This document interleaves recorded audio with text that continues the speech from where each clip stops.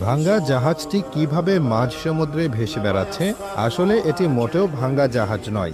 অথচ সমুদ্রে এই জাহাজকে যদি কেউ দেখে তাহলে নিশ্চিত ভাববে দুর্ঘটনায় জাহাজটি হয়তো দুই ভাগ হয়ে গেছে। কিন্তু জাহাজটির নকশায় আসলে করা হয়েছে এভাবে।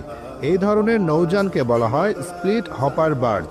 দেখতে অদ্ভুত হলেও এর কাজের পদ্ধতি অত্যন্ত কার্যকর। সাধারণ জাহাজের মতো এর কাঠামো এক খণ্ডের হয় না। স্প্লিট হপার বার্জ মূলত লম্বালম্বিভাবে দুটি আলাদা অংশে বিভক্ত থাকে। এই দুটি অংশ জাহাজের উপরের দিকে অর্থাৎ ডেকে শক্তিশালী কবজা দিয়ে জোড়া লাগানো থাকে।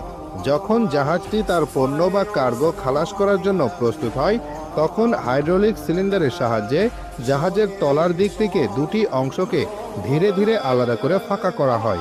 এতে জাহাজের মাঝ বরাবর নিচ থেকে একটি বিশাল খালি জায়গা তৈরি হয় এবং জাহাজের খোলে থাকা সমস্ত উপকরণ যেমন বালি, কাদা, পাথর